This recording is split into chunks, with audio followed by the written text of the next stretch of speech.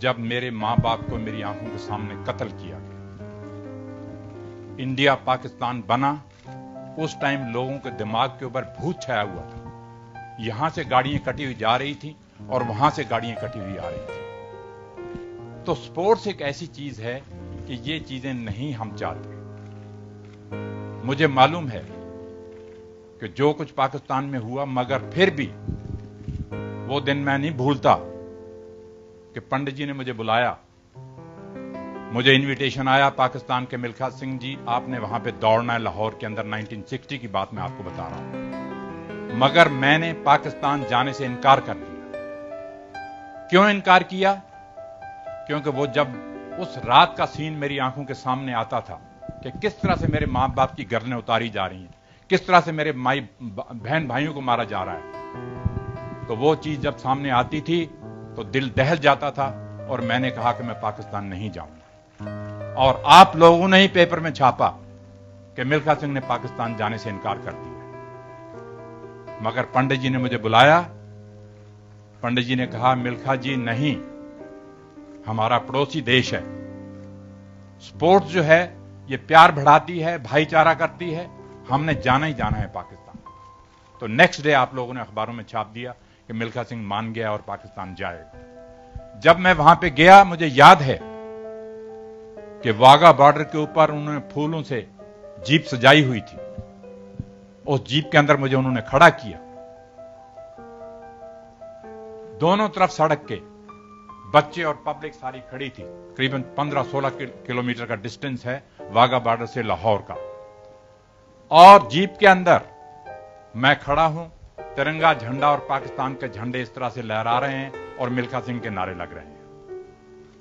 जब मैं वहां पाकिस्तान पहुंचा, होटल के अंदर जाके देखा, एक पेपर पड़ा था, एक अखबार पड़ा था जिसके अंदर लिखा हुआ था मिल्खा सिंह और अब्दुल खालिक की टक्कर, इंडिया और पाकिस्तान की टक्कर। वो जब चीज मैंने पढ़ी, मेरे दिल के अंदर मैंने कहा यार ये चीजें इनको नहीं छापनी चाहिए। हम यहां किसी और काम के लिए आए हैं और ये चीज इन्होंने छाप दी है यहां। छोड़िए इन बातों को। जब लाहौर स्टेडियम के अंदर दौड़ने के लिए गए, 60,000 आदमी वहां पे बैठा था।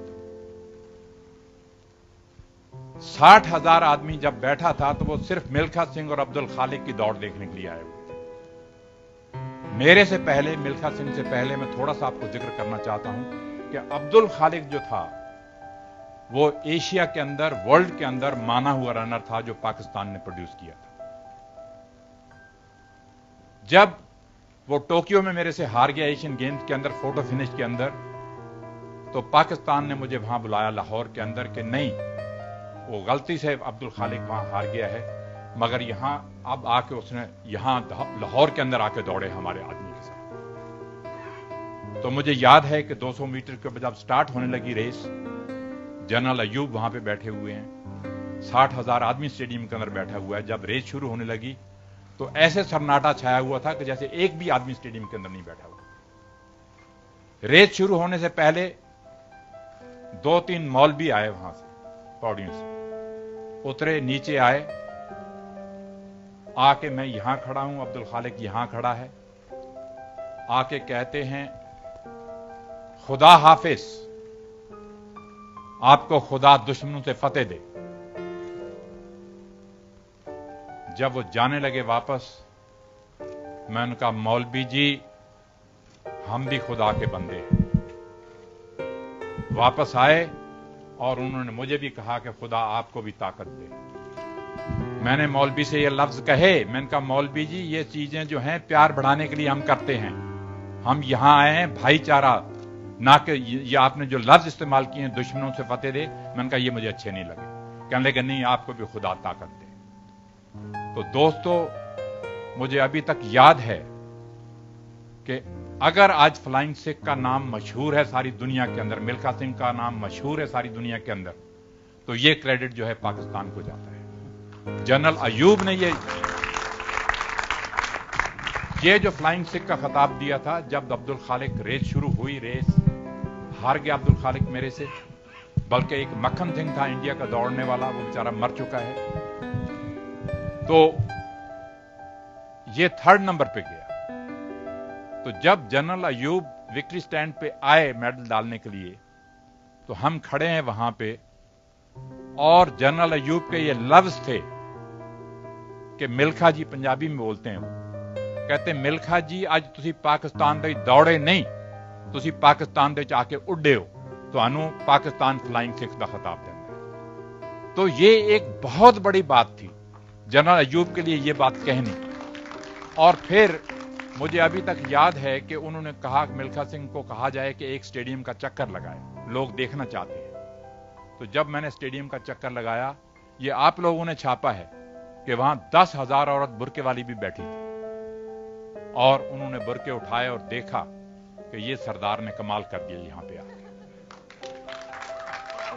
तो दोस्तों, मैं आपसे ये कहना चाह रहा था कि ये जो फिल्म बनाई है इन लोगों ने, मुझे दोबारा जिंदा तो किया ही किया है, मगर मेरी आखिरी ख्वाहिश ये है कि हमारे हिंदुस्तान में से कोई ना कोई ऐसा नौजवान निकलना चाहिए, लड़का या लड़की, जो आगे बढ़े और हमारे देश का तिरंगा झंडा जो है वो ओलंपिक खेलों के अंदर लहराए। मैं थोड़ी सी हिस्ट्री आपको एथलेटिक की बताना चाहता हूं, ये इन्होंने जिक्र किया है।